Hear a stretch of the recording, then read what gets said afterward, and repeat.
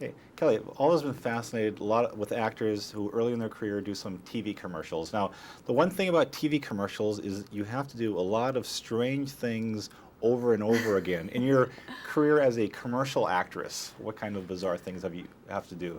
I was in a McDonald's commercial where it was cut up into all these summer fun things. So I got to ride a horse and jump off a branch into the water with a bunch of kids. But we also had to eat a lot of McDonald's hamburgers, and I love McDonald's. But when you're eating them over and over, and also they're cold and they're painted with oil and stuff, so you're like, and it's like cut and like into a pail. And still, even after that, I still love McDonald's. Hey, residual checks at least. Exactly, helped put me through college. Okay. Now, when you came to LA, I'm sure there were movies that you were offered that you thought weren't appropriate that you decided to turn down. I mean, was that difficult at that point in your career to turn down a paycheck for a film? Oh, definitely. I mean, in the beginning, I mostly worked in television. There were a lot of series that I was a guest star on. And then when I started to get film roles, there were certain things that I definitely didn't want to do, and it was very difficult. And I also did things that I didn't think were the greatest film, but it wasn't like I was being offered films like this and I was turning anything like this down, you know. So sometimes it toys with you because you need to survive, but you don't want to do junk. Yeah, well, turning to this movie, it's a great scene where Kevin Costner, offers to take you to the game. I thought, what a great line. Would you like to see me play? Now, in your dating life before you were married in Hollywood, did you ever have guys who tried to impress you with some of the finer things about Hollywood life, and could you read that pretty well? Their accomplishments. I actually had one star basketball player. I was working at a restaurant. I wasn't really acting yet. And he came in and tried to tell me that I should go out. It's like, no, I've got a boyfriend. And he kept pursuing it. And I almost got fired over that, too. Ooh. Now, with this movie, I was wondering, when you first read the script, a lot of times in a movie like this, the girlfriend part isn't that big. It's not as important as it is in this film, and the woman spends all the film in the stands. Were you worried at first that might be the case? Oh, not at all. I mean, this is so not the girlfriend role by any means. She's very much her own woman, strong, independent, successful writer, has a child. I mean, it's so much an integral piece with the two of them and their relationship that didn't worry me at all. One of my favorite scenes in the film is when you're sitting in the airport lounge and you're listening to a blowhard criticize, the guy you love. In your real life, have you ever been in that situation where you've heard someone criticizing somebody? Yeah, you or your husband's film, and how do you react when that happens? I've actually said something. Somebody said something about one of my films and I turned around and said, "Excuse me?" I said, "Hi." They're like, "Oh." I actually liked busting them because you never know, especially if you're in Los Angeles, you can never walk out of a film without bumping into somebody who doesn't know somebody who know. It's a very tight-knit society. Yeah.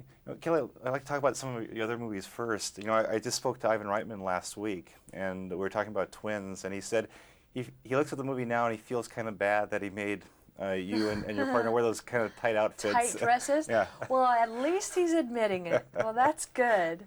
That's great. Yeah. Yeah. Well, how did you feel when you were shooting that movie? How difficult was it to act in the outfits? Maneuver? Well, it wasn't that difficult. It was difficult keeping those little postage stamp dresses down, but I think the hardest part is we felt we didn't really have a whole lot to do, and we didn't have a whole lot as characters, and so we just ended up having a grand old time, but trying to create a little something with the part. But we had so much fun shooting that. Arnold is just a blast, and so is Danny, and we just had a great time. I was on the Waiting to Exhale junket, and I've always been fascinated when parts are cut from films. Yeah, and, that was my only part that was ever cut, and I had this big of a part. I was doing like a favor and did this little cameo. Well, you had a dramatic scene where you kind of get slapped down. The audience erupted into cheers. but I thought, well, why would Kelly Preston do a tiny little part like that? And I asked Forrest Whitaker, and he said there was more to your part that was cut. Now, let the audience know what exactly happened with that film. Yeah, what happened? Well, Forrest just asked me to do it, and I respect him so much and love him as an actor and as a director that I said, absolutely, I'll do it. It was kind of a favor. And what actually happened, it was the only scene that wasn't in the book or the script, and they added it in, so it didn't quite fit. It was a little too soon because Angela torches his clothes and does all these things and is so understandably upset. And then shortly thereafter, I come and drop the kids off. This part was cut, and she invites me in the house to talk about it. And then we become friends, and we end up drinking wine and laughing about it. And the audience was like, "No way!" They were screaming at the screen, "Wouldn't happen!" And so they couldn't make it work. They tried to edit it. They tried to put it in different spots, and they went nuts. Wouldn't have it. Was that pretty disappointing for you to have that? It wasn't, because it was a little favor, so it wasn't that bad. It was such a small little piece that it was fine. And I loved working with the girls. Yeah. Okay. Well, turning to this film, I mean, the whole thing about people, you know, trying to interfere with another relationship. On the humorous side, in your real life, have that ever happened? An old beau has come back into the picture, trying to maneuver back into your heart. Yeah, once, years and years ago, I had an old boyfriend who fooled around on me. This was a very, very, very long time ago. And then I said, "Okay, see ya, I'm out of here." And he proceeded to write me love letters, and "I'm so sorry I slept with your friend" letters, and chocolates. Yeah, great. Actually, she wasn't my friend, but I made her my friend after that. It was like I understood her more than I understood him, and I just, it was like, "See ya, nope, bye-bye, hasta la bye-bye." You know, this movie makes me want to close the shades in my house all the time so people don't intrude on my privacy. Now, you're married to a guy I think who's made a couple of movies.